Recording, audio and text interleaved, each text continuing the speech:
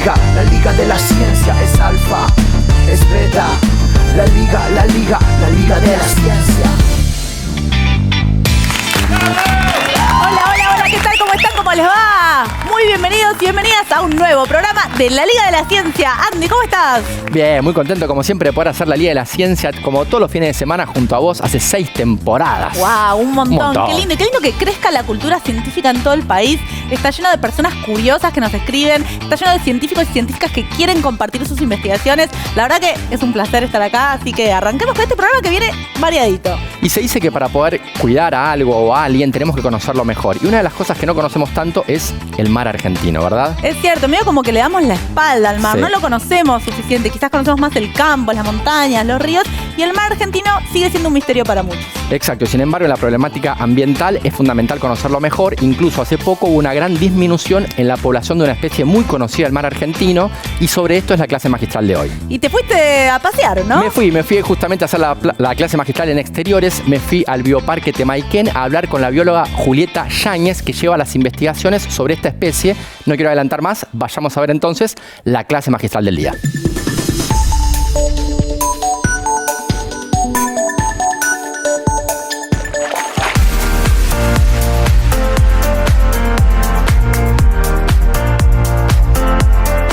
Estamos en Escobar, en el Bioparque Temayquén, más conocido por sus aspectos recreativos, pero acá también se hacen investigaciones científicas. Y hoy, en particular, vinimos a conocer una investigación sobre rayas marmoradas. Acompáñenme.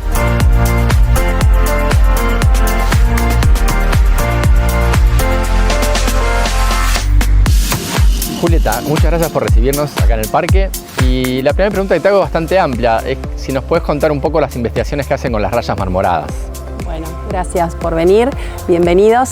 En el acuario de Fundación Temayquén trabajamos con la raya marmorada desde hace más de 15 años. Básicamente lo que hacemos en condiciones controladas es estudios de fecundidad de la especie, muchos estudios relacionados con la reproducción, fecundidad, desarrollo embrionario, crecimiento de los ejemplares. Hemos logrado tener 2 generaciones completas de rayas nacidas bajo cuidado humano. ¿Por qué es importante estudiarlas y estudiar su reproducción? Bueno, las rayas son peces cartilaginosos, o sea, los peces cartilaginosos dentro de este grupo se encuentran los tiburones y las rayas. Los peces, grosso modo, se dividen en 2 grandes grupos. En 2 grandes grupos, los peces cartilaginosos y los peces óseos, bueno, que básicamente su diferencia es el tipo de esqueleto. Uno es de cartílago y el otro es de hueso. Bien. Más allá de eso, tienen diferencias muy importantes a nivel de grupo. Por ejemplo, los peces cartilaginosos en general tienen crecimiento lento, una baja tasa de reproducción, una vida longeva. Todo esto hace que sea un grupo vulnerable a la presión de pesca, que es una de las cuestiones más importantes a las que están sometidos los peces cartilaginosos, en particular las rayas, los tiburones. Claro. Y por eso es importante estudiar su reproducción. Es importante estudiar todos los aspectos de la biología de los individuos y el tema de la reproducción sí es muy importante porque nos permite obtener datos a partir de los ejemplares que nosotros estamos cuidando y que tenemos un seguimiento de todo el día durante los 365 días del año que nos permite obtener datos que por ahí en la vida, en la naturaleza es más difícil de obtener. Y una de las cuestiones es la reproducción, el desarrollo embrionario, como te comentaba antes. Claro.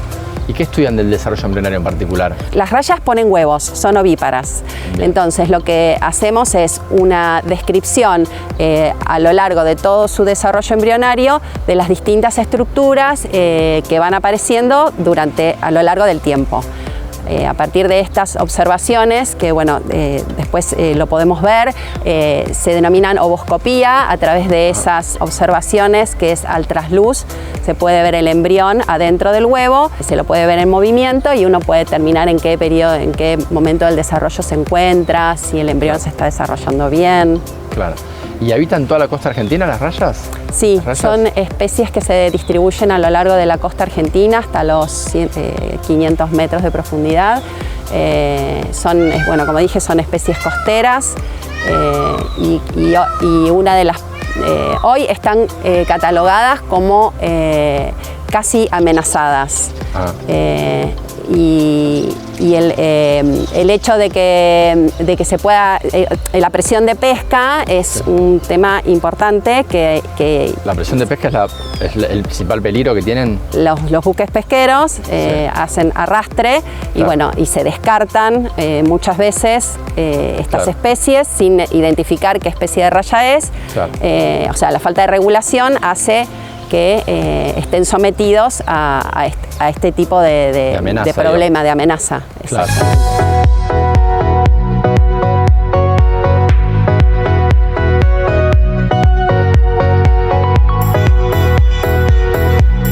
Todo lo que implique conocimiento de la biología de una especie ayuda en medida directa o indirecta al cuidado de una especie. A la conservación de una especie. El hecho de conocer cuál es su ciclo de vida, qué fecundidad tiene, o sea, qué cantidad de huevos puede poner una raya en un periodo determinado de un año, por ejemplo, ayuda a conocer en qué estado o qué tanta presión puede soportar o no una especie. ¿Qué preguntas todavía te haces si no tenés respuestas y te gustaría saber? Bueno, puntualmente con esta especie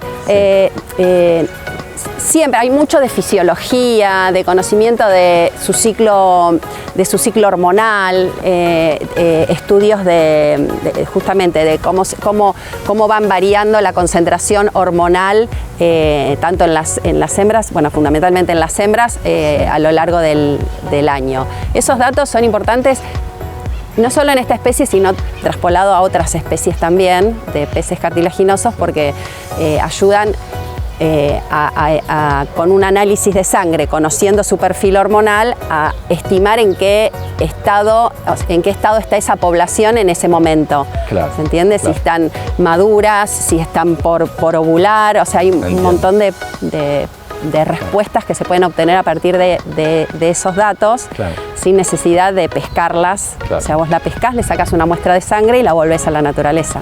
Claro, claro. Mira, vos me decís, estás en el parque hace 20 años, desde que abrió el Temaiken. ¿Y hace cuánto investigan las rayas? Bueno, desde hace 15 años por lo menos estudiamos esta especie. Hemos publicado trabajos, como te dije, sobre crecimiento, ciclo reproductivo, desarrollo embrionario. Y bueno, y no solamente estudiamos e investigamos esta especie, sino otras especies que también tenemos en el acuario, como los chuchos, que son peces cartilaginosos, y los tiburones, como el gato pardo. Los chuchos se parecen mucho a las rayas, sí, ¿no? Sí, morfológicamente se parecen mucho, se diferencian en que los chuchos son especies vivíparas, es decir, no ponen huevos, sino que el desarrollo embrionario ocurre dentro del útero de las hembras. Claro. Y con ellos también estamos haciendo trabajos de desarrollo embrionario a través de ecografías. En este caso, como las crías están dentro del útero de la madre, lo que se estudia es a través de las ecografías, igual que en los humanos.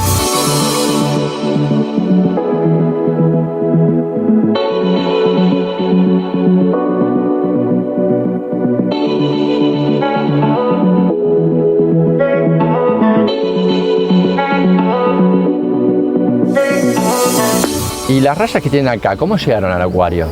Bueno, inicialmente, como te decía, hace 15 años atrás, los primeros individuos que llegaron de vida libre, o sea, vienen de las relaciones que tenemos, de los convenios que tenemos con otras instituciones de la provincia de Buenos Aires. Y los primeros ejemplares fueron los que empezaron a poner huevos, y a partir de ellos fueron todos los ejemplares que hoy estamos exhibiendo desde entonces se reproducen acá en cautiverio. Se reproducen en cautiverio. Pero no, lo importante de esto es el hecho de haber logrado la reproducción de esta especie en el tiempo, es la autosustentabilidad de esta especie dentro del acuario de Temaiken, sin la necesidad de incorporar ejemplares nuevos, ¿no? Individuos nuevos. ¿Y cuánto vive una raya más o menos? En vida libre vive aproximadamente 15 años, según estudios de campo, ¿no?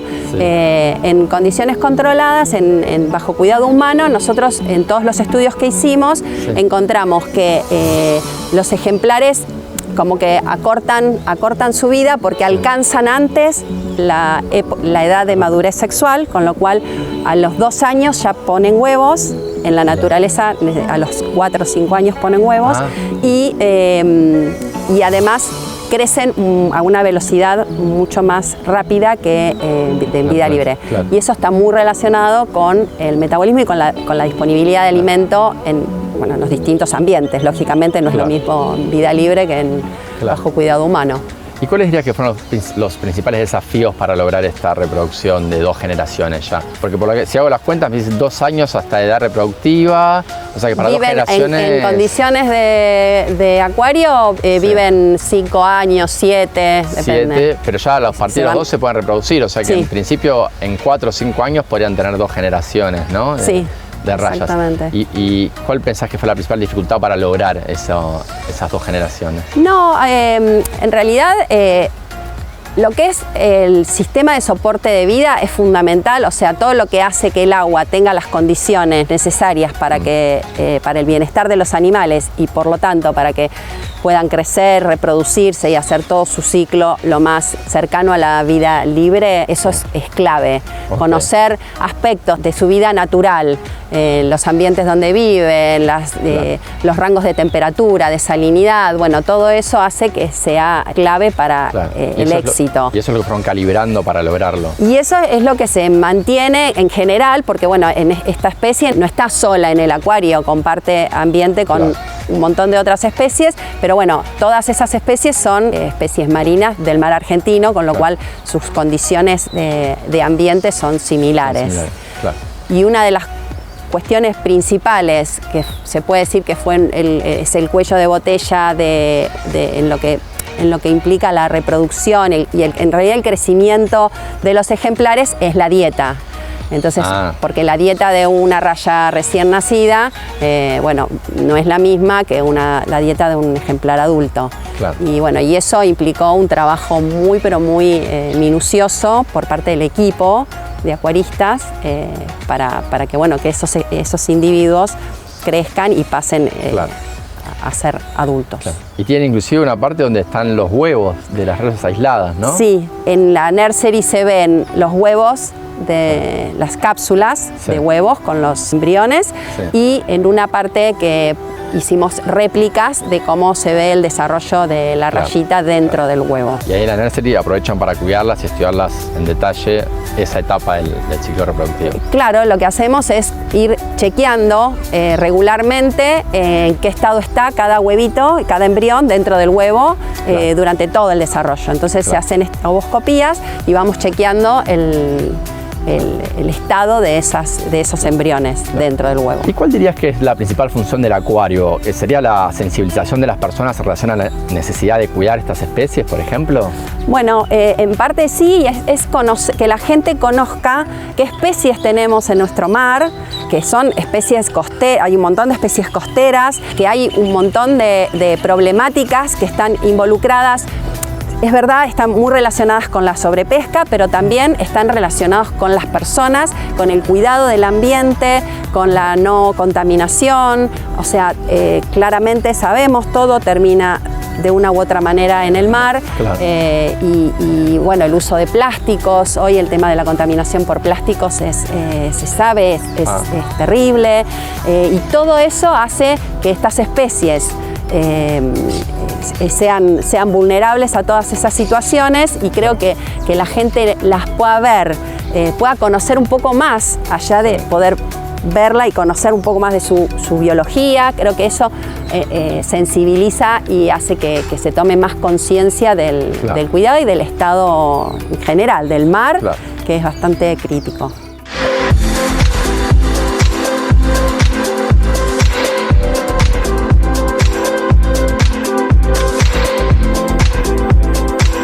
¿Qué investigaciones tienen planeadas a futuro ahora a corto plazo? con el gato pardo, con el tiburón. También estamos haciendo un proyecto con otras instituciones y también trabajamos con otros investigadores en describir, que eso no está hecho para esta especie, describir todo el ciclo hormonal y ovárico, o sea, del desarrollo de los ovarios de las hembras de gato pardo. Mira, ¿no se conoce eso hasta el día de hoy? No, porque todos los estudios esos de biología reproductiva son, en la naturaleza son estudios invasivos, o sea, invasivos. En realidad terminás con ese individuo para poder estudiarlo. Claro. Todo lo que nosotros, toda la expertise que se adquiere en los acuarios está siendo muy útil justamente para esto, porque nosotros podemos describir todo un perfil hormonal de una especie, sí, y eso poder aplicarlo directamente a los animales en la naturaleza. Claro. Con lo cual no sería necesario para un para un estudio hormonal hacer terminar con ese animal, sino con una simple muestra de sangre, que ni siquiera genera estrés. Es necesario conocer para poder cuidar mejor, así que muchísimas gracias por abrirnos la puerta acá del acuario y ojalá que tengan mucha suerte en las próximas investigaciones. Bueno, muchas gracias por venir y los esperamos cuando gusten.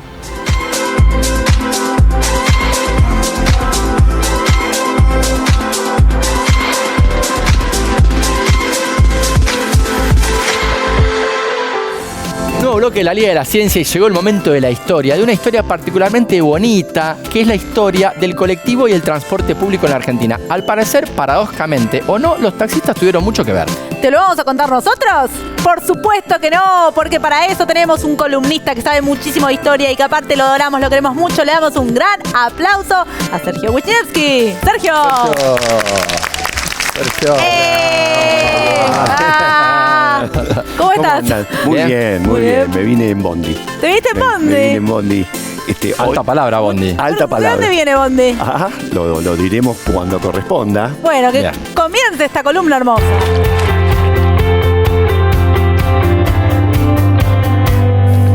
Sergio, bueno, contanos, ¿cómo empezó todo esto de los colectivos? Ahora nos parece tan común. ¿Vos viniste en bondi?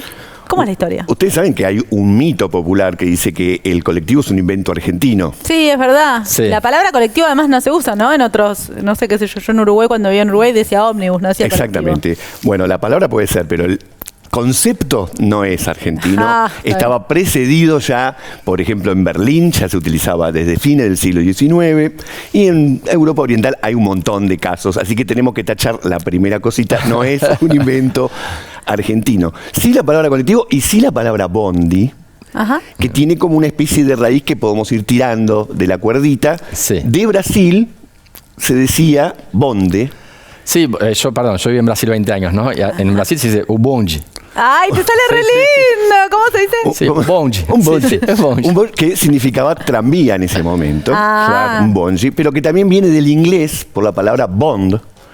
¿Qué es James Bond. ¿Qué es La palabra bond que significaba boleto en inglés. Mirá. No entonces, sabía. bueno, el chiste es ese, ¿no? Le decimos bondi, quedó en el lunfardo por estas derivaciones. Mira. Ahora, la historia en sí. ¿Y por qué colectivo? Claro. Bueno, ¿por qué colectivo? Hubo un momento con el desarrollo urbano que tuvo explosivo la ciudad de Buenos Aires, en el que el transporte empezó a ser necesario, el transporte público.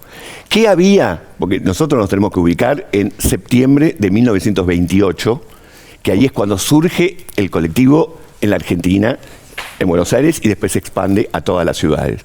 Ahora, ¿qué pasaba en esa época? Ciudad que explotaba, que crecía. Los taxistas empezaban a tener problemas porque tenían una competencia. Tenían el subte, que existía desde 1913, tenían el tren y tenían los tranvías. Desde 1863 que había tranvías. Y entonces la gente no pagaba mucho el taxi, había una especie de crisis económica, y se juntan en el bar La Montaña, en la intersección de las avenidas Rivadavia y La Carra, un grupo de taxistas y decir, muchacho, ¿qué hacemos? Y si hacemos un taxi en el que se puedan subir varios, que no sea solamente uno. Y probaron, primero con, por ejemplo, bueno, te llevamos al hipódromo, se juntan unos cuantos, te llevamos a la cancha, hoy toca Gardel, bueno, y entonces empezaron con ese sistema y después lo implementaron con el nombre de taxi colectivo. ¿Y cómo era el coche? ¿Igual que siempre? ¿O? Igual que siempre. Ajá, o sea que no entraba tanta gente. 5 personas. Ah, ok. Mira, la vuelta es la historia que ahora el taxi volvió con las nuevas aplicaciones. Hay formas de tomarte entre varios un taxi. Es verdad, puedes compartir también. Pero bueno, Claro, bueno, vueltas de la historia. En ese momento le ponían en la parte de adelante un cartelito que decía hacia dónde va, pero tenía un recorrido fijo. Claro. Para que la gente lo pudiera esperar en algún punto del recorrido. Iba de Primera Junta a Flores, de Flores a La Carra, hacia ese sector de la ciudad.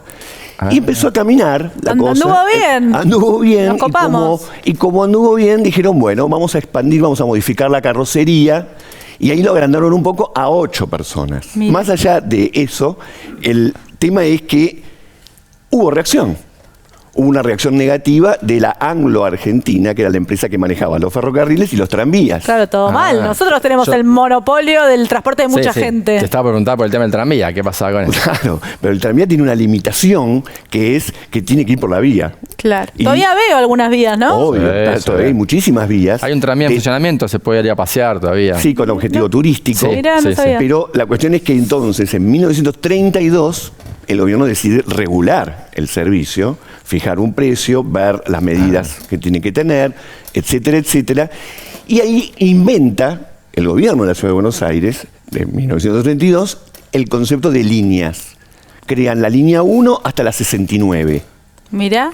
¿Por qué hasta la 69? No me lo pregunte porque no sé, porque no había 70 o 68. Pero hasta ahí llega el 69 y empiezan a haber muchísimos recorridos distintos, Nazca, Plaza Flores, etcétera, y se va expandiendo hasta Plaza de Mayo. ¿Y alguna de esas líneas perdura hasta nuestros días? Sí, muchas. Ah, Muchas mirá. de esas líneas perduran, por supuesto, modificando recorridos, etcétera, etcétera.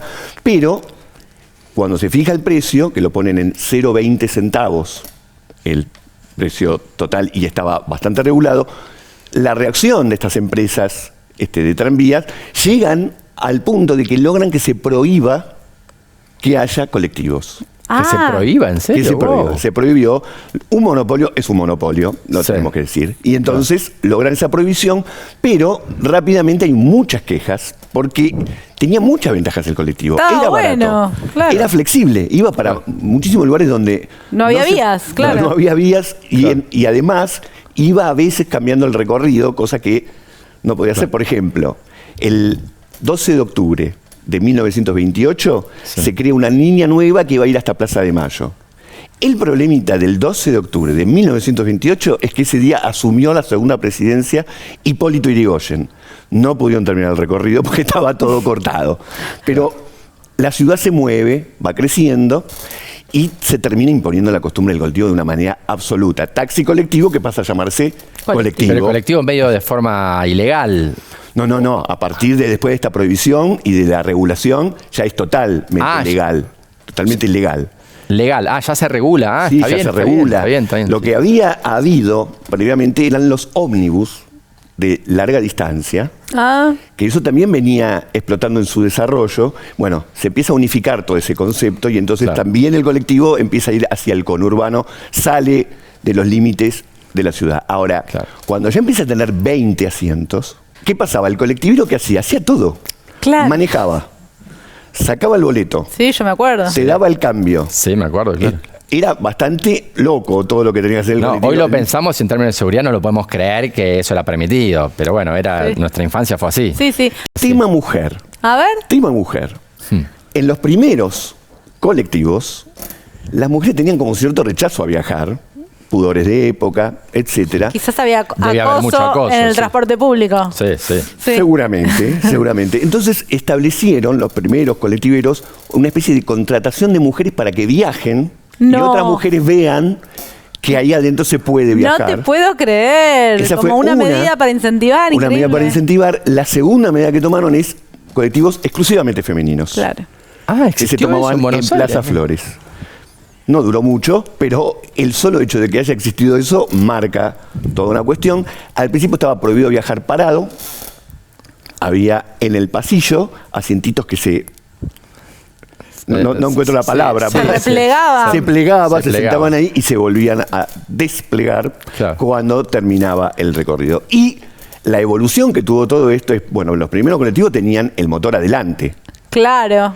Eso ha cambiado, ahora son frontales. Sí. Y el cambio para que deje de ser posible que el colectivero haga todo lo que hacía al mismo tiempo fue establecer la famosa maquinita que te da los boletos, pero que era con monedas. Exacto. Claro, sí era con monedas, sí. Y hubo un momento... Faltaban monedas. Faltaban monedas en la ciudad. Esto no fue hace tanto, fue 2012, 2013. Sí. Hubo escasez de monedas, habían desaparecido todas las monedas. Hay gente que pagaba por la moneda más de lo que la moneda valía, porque no podías viajar en el colectivo si no tenías monedas. Y ahí es donde se termina de implementar la famosa tarjeta SUBE, que bueno, es la modalidad con la que estamos ahora. Pero inicialmente uno subía al colectivo y recién pagaba cuando llegaba. No pagaba ni bien se subía. Uno se subía al colectivo por atrás, no por adelante, se subía por atrás, se sentaba y cuando le avisaba al chofer que se iba a bajar, recién ahí abonaba. Entonces fue evolucionando muchísimo porque la Argentina, más allá de que no es la inventora del colectivo, sí tuvo un desarrollo muy poco usual.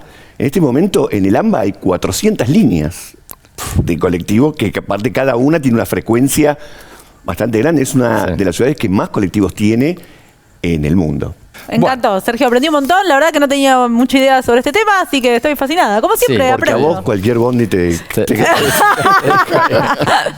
Bueno, nosotros nos tenemos que ir a un corte y enseguida volvemos con más Liga de la Ciencia. Ya venimos. La liga de la ciencia es alfa, es beta. La liga de la ciencia. Nuevo bloque en la Liga de la Ciencia y ahora vamos a hablar de un concepto que está en boca de todos, pero que genera suspicacias, miedos, no sabemos bien qué es en realidad. Estoy hablando del metaverso. Sí, y por suerte, para entender mejor de qué se trata este metaverso, vamos a estar charlando con nuestra columnista en tecnología, Consu López. Le damos un fuerte aplauso. Buenas, Consu, buenas. ¿cómo va? Consu, ¿cómo estás? Súper, muy contenta de estar acá. Bueno, metaverso, ¿qué mundo? Yo no entiendo nada de esto. Bueno, Menos mal que estás vos. charlemos un poquito a ver si desenredamos un poco el concepto y calmamos un poco los mitos que hay alrededor de esta palabra que nos da tanto miedo. Arranquemos. Excelente.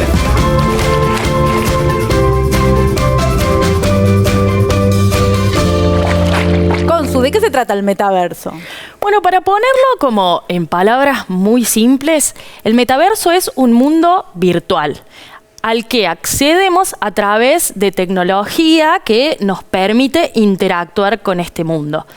Este mundo virtual, este metaverso, se soporta en tecnologías como las de realidad aumentada o realidad virtual.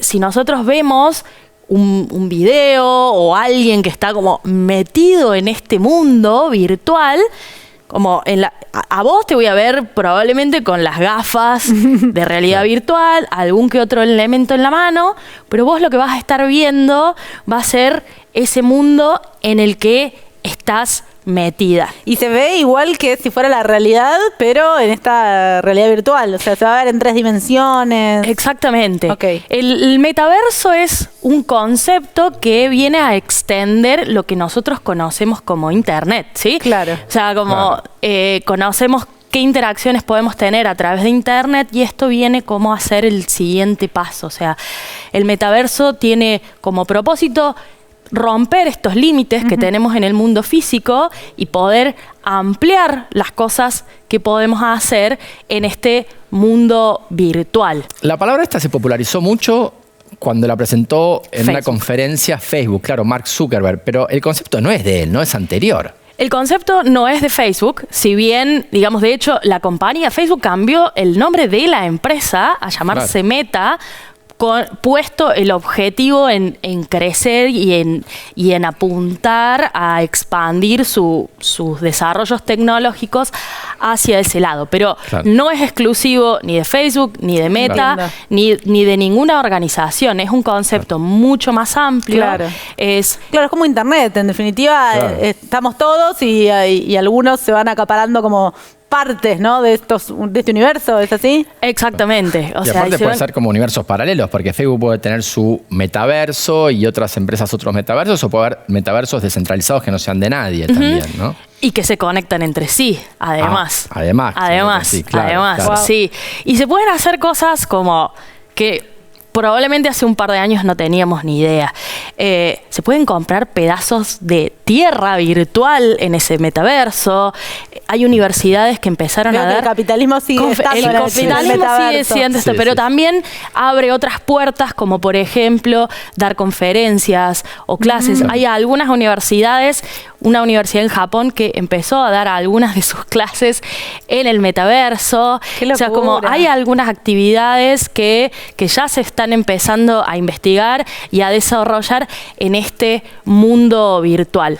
Los juegos ya lo han explorado, o sea, Claro. por ahí si pensamos en realidad virtual, nos imaginamos a alguien jugando un videojuego donde se ve el avatar, o sea, el avatar sería como la representación virtual de la persona adentro de ese mundo e interactuando con objetos virtuales, ¿sí?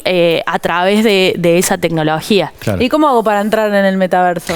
Hay diferentes plataformas que permiten acceder al metaverso según lo que quieras hacer y, digamos, la experiencia de ese metaverso obviamente va a estar acompañada o ayudada por tecnología, hardware Claro. específico para aumentar o explotar esa experiencia dentro del universo virtual, como los lentes de realidad virtual y otros gadgets Claro. que ayudan a movernos, Claro, a a interactuar. hacer, exactamente, a hacer mímica de nuestros movimientos, de lo que vemos, de lo que decimos. Claro, se acerca mucho más a una interacción como la que sería en la vida real, ¿no? La interacción que uno tiene en el metaverso. Esa es como la idea, el objetivo, digamos, tratar de copiar lo que sucede en el mundo real, Claro. en el mundo virtual, sacándole las barreras físicas que tenemos en este mundo. Claro.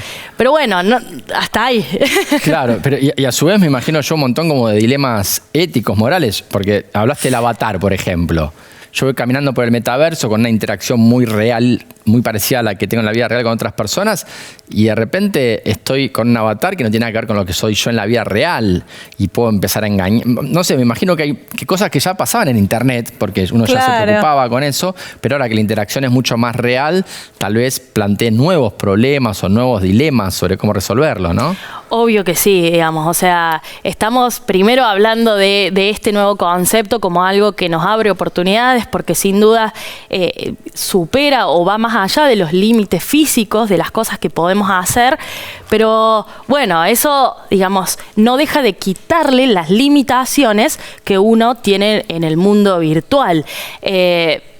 Donde podemos nombrar un montón, sin dudas, el acceso a esos mundos virtuales. Claro. O sea, Bueno, estamos claro. hablando de lentes de realidad Sí. virtual o realidad aumentada, cosas que son tecnológicamente difíciles de usar, o sea, tienen una barrera de uso alta, sin dudas que son costosas, que necesitan de otra tecnología, de una conexión a internet Claro. De súper confiable. ancha. Sí, claro. Entonces, bueno, ya ahí hablamos, ya ahí vemos que hay como, bueno, que limitaciones que ahí adentro, si bien tenemos libertades para movernos y Claro. llegar a conocer y tomar clases en una universidad de Japón sin tener que teletransportarnos, pero bueno, nos agrega otras limitaciones. Claro. Y ni hablar de que, bueno, yo vuelvo siempre a lo mismo, pero al ser un desarrollo tecnológico, pensar quiénes son las mentes, las personas que están detrás de ese nuevo desarrollo tecnológico,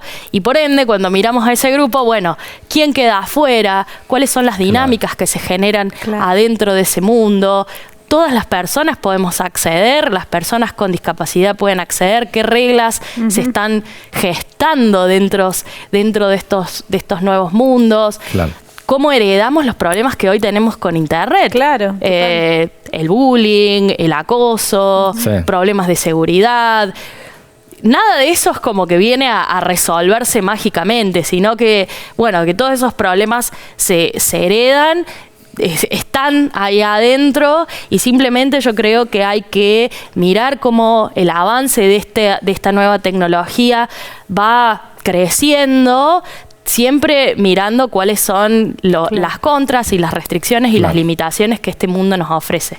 ¿Vos, Consu, lo probaste alguna vez? ¿Pudiste Una entrar? sola vez, Ay. sí, es raro, porque ¿Cómo fue? estás dentro del mundo virtual y de repente como te olvidas de que estás en un mundo real, lo cual genera, o sea, hoy vivimos tan metidos en nuestro celular, tan metidos en nuestra computadora, que no sé si es tan bueno salirnos de nuestra realidad, desconectarnos de nuestra realidad. Por ahí lo que necesitamos más es anclarnos en la tierra, y esto realmente nos da como nos separa del mundo en el que estamos. Sí, creo que la experiencia de Internet nos hizo ver un poco eso, ¿no? Porque al principio cuando llegó Internet parecía un poco solución mágica para todas las cosas, y hoy en día sabemos que en muchas cuestiones como redes sociales o abuso o inclusive la adicción que puede crear las redes sociales en los celulares fueron problemas enormes hasta de salud pública en muchos países. Entonces ahora por lo menos ingresamos al metaverso ya sabiendo que, ojo, está buenísimo en un montón de aspectos, pero hay que tener un montón de cuidados, ¿no? Seguramente, y todavía no sabemos un montón de cosas. Es tan nuevo que hay muchas cosas que ni siquiera están estudiadas, que no sabemos cómo nos impacta físicamente. Claro. Estar nuestra visión o nuestra audición al estar tan metidos, tan inmersos en un mundo virtual. Realmente no conocemos, no tenemos tantos datos de cómo eso nos puede afectar. Entonces, con más razón, digamos, bueno, Hay que ser cautos. sí, ir con cuidado, o sea, es como ni rechazarlo, ni abrazarlo como una solución mágica, sino como, bueno, tratar de incorporarlo en nuestro día a día. Perfecto. Y de repente, bueno, sí, esto va a ser parte de nuestra realidad. Bueno, Consu, clarísimo. Me quedo más tranquila entonces. Qué bueno. Yo, si algún día lo pruebo, les cuento cómo me va en el metaverso. Nos encontramos en el metaverso. Nos encontramos en el metaverso. Nos vemos allí. No, espero vernos antes acá, en la Liga de la Ciencia, en el Esperemos mundo real de la Liga. Antes en el mundo real, pero bueno, podríamos, no sé, quién sabe, alguna vez hacer la Liga de la Ciencia en el metaverso. ¿Quién sabe? Por ahora nos vamos un corte y volvemos a la realidad. ¿Les parece? Sí. Ya venimos, no se vayan, que cuando volvamos vamos a estar acá.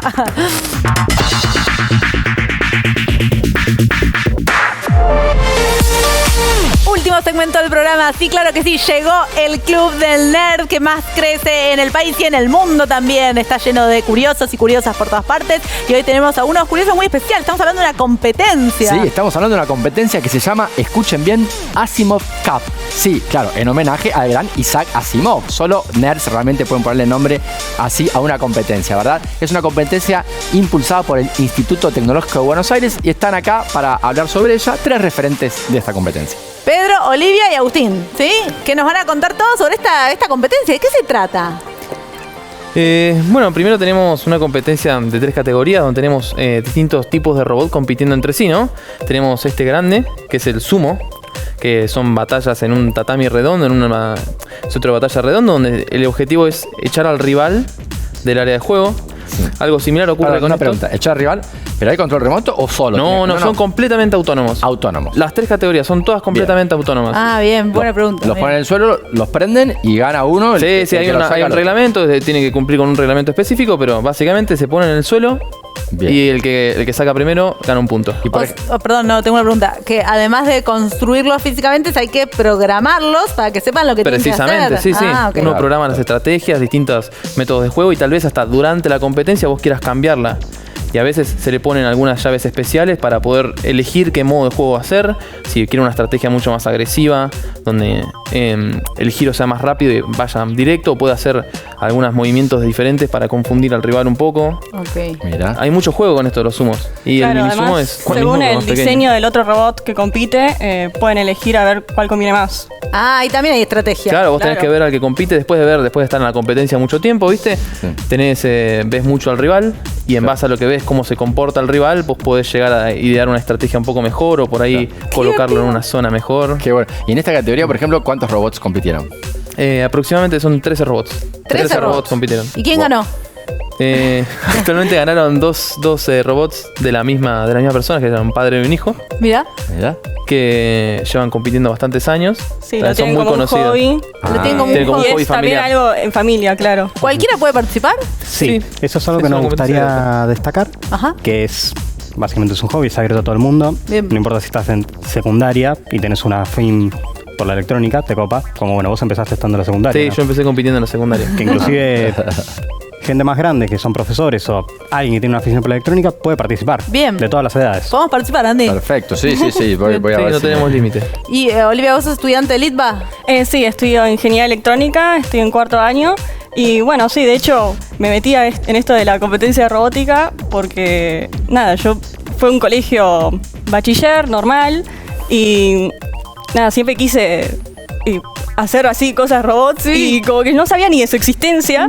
Entonces cuando con los chicos empezamos a hablar de organizar una competencia para que puedan venir así gente de secundario, gente de universidad, gente de hobby que le gusta armar robots, nos pareció una muy buena idea.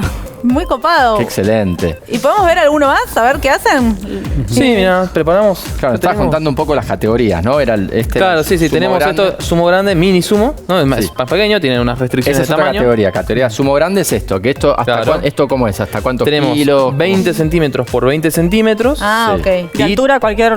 Altura no tiene límite y tenemos 3 kilos. 3 kilos máximo de 3 peso. kilos máximo. Obviamente la altura igual uno tiene que tener cuidado con eso porque si lo hace muy alto es mucho más fácil volcarlo, ¿no? Claro. Por eso son chatitos. Claro, la idea de estos es que sean lo más bajo posible. Y tienen esa rampita como para poder empujar y tirar al otro. Claro, es una rampa porque la idea es que cuando se choquen, cuando uno los choca, se puedan montar uno sobre otro y el que tenga la mejor rampa o tal vez la mejor fuerza pueda levantarlo así y cuando lo tenés levantado es mucho más fácil seguir empujándolo. Ahí va. Claro. Y hay otras cosas de diseño, como por ejemplo, estas ruedas están hechas de un polímero especial que... se compra una silicona especial que se puede comprar para hacerlas en un molde.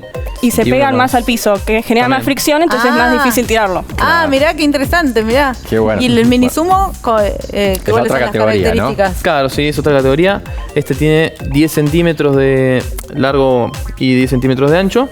Entonces, altura lo mismo. O sea, las restricciones son básicamente las mismas, divididas por la mitad, por el lado de las dimensiones físicas. Y el peso son 500 gramos. Entonces, sigue teniendo las mismas implicancias físicas. Uno no puede hacerlo muy alto porque vas a tener el mismo problema. Entonces, y el peso siempre conviene que esté lo más al piso posible, lo más cercano al piso posible. Y la diferencia tal vez en estos es la potencia que consumen en los motores. Estos tienen que tener baterías mucho más potentes, estos son mucho más peligrosos en el sentido físico de que las baterías son más grandes. Las baterías de litio todos sabemos que son un poco peligrosas, depende de cómo se traten. Entonces, en ese sentido, estos son como los más seguros para poder laburar. Claro. Y la verdad que están buenos también. Son básicamente de la misma categoría. Muy bueno, muy bueno. Estás contando entonces que me estás contando la tecnología. Tiene un Arduino, ¿no? Sí, exactamente. Un Arduino con un módulo para el control de para conectar los sensores. Y también tiene el control de motores. Este módulo se vende también por separado, y el Arduino también. Entonces, básicamente es un módulo que se encastra y uno más que nada se concentra en el programa porque la parte de los sensores, si se ve acá abajo, esto está hecho casero, pero también se venden regletas de sensores. ¿No? Se venden como una regla así parecida a esta, con sensores del mismo tipo.